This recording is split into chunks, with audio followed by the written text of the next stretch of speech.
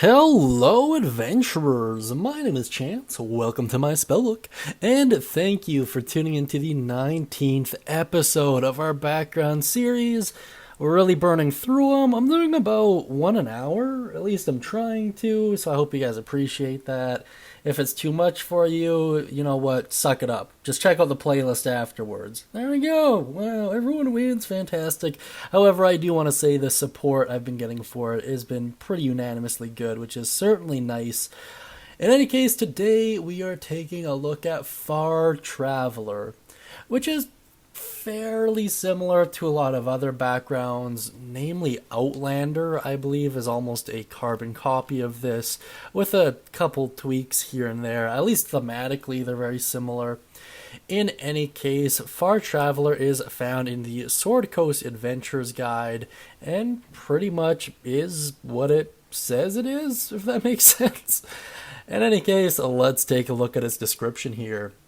You are from a distant place, one so remote that few of the common folk in the north realize that it exists, and chances are good that even if some people you meet have heard of your homeland, they know merely the name and perhaps a few outrageous stories. Coming from Canada, I get this a lot. In any case, it provides you a nice little D6 table as to why you may have left your homeland. However, feel free to put your own spin on it. These tables are really only good for giving you ideas and making quick throwaway characters, as the campaign may or may not demand. Now let's take a quick look at its mechanics here. Under skill proficiencies, you gain access to insight and perception, which are both great to have, by the way. Under tool proficiencies, any one musical instrument or gaming set of your choice, and this is likely going to be something native to your homeland, maybe something unique that not a lot of other people would have ran into. And under languages, you get one of your choice, which is pretty cool. Under equipment, you gain quite a few interesting things, namely one set of traveler's clothes, any one musical instrument or gaming set, the one you have proficiency in, and a poorly wrought map from your homeland, a small piece of jewelry worth 10 GP, and a pouch containing 5 GP. Very, very cool stuff, and naturally that piece of jewelry will be themed to reflect your homeland and the craftsmanship that live within. Very cool stuff overall. I like it. Having insight and perception as skill proficiencies is quite strong, and then getting tool proficiencies and a language on top of that, good on you. Now let's move on here to the feature. This one is called All Eyes on You and reads as followed. Your accent, mannerisms, figure of speech, and perhaps even your appearance all mark you as foreign.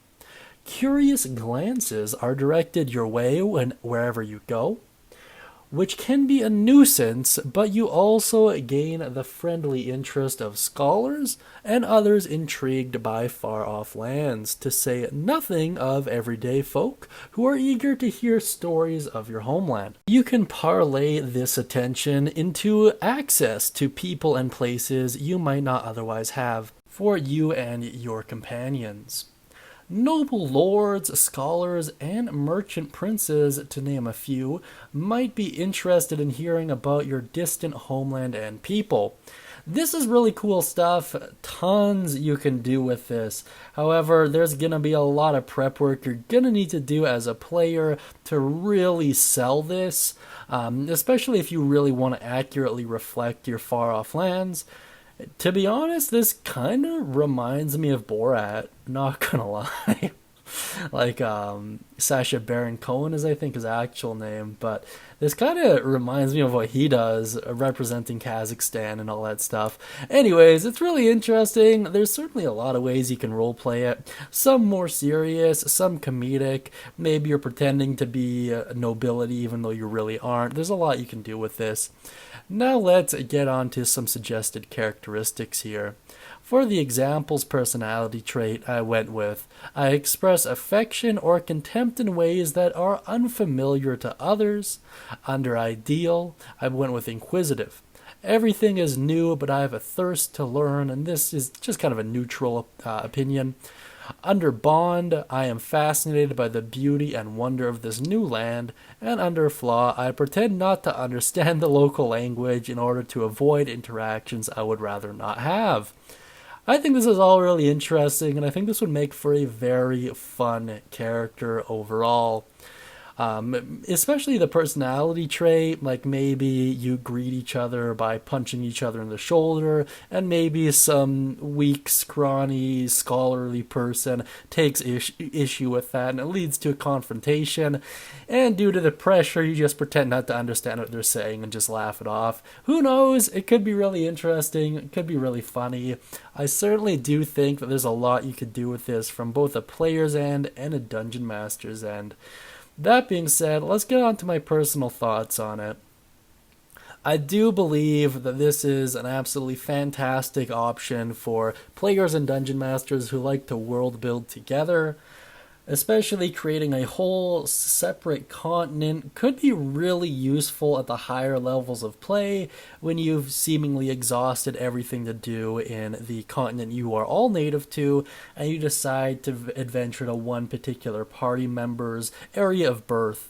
Perhaps they were born there, and then through some altercation with merchants or even slavers, they were raised somewhere else, and although they do operate for the best of the party, they always secretly long to go back to their homeland.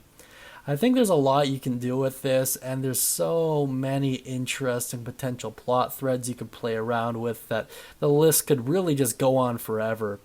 That being said, though, let me know what you think down beneath in the comments section. Be sure to mention any thoughts, questions, comments, or concerns you have with regards to Far Traveler, and of course if you have any cool stories or ideas, list them down there as well. If you'd like to get access to a free one-shot, please do check out the Guildhall and use code WELCOME, and it's all yours. That being said, I hope you have a wonderful day, and as always, happy adventuring, my friends.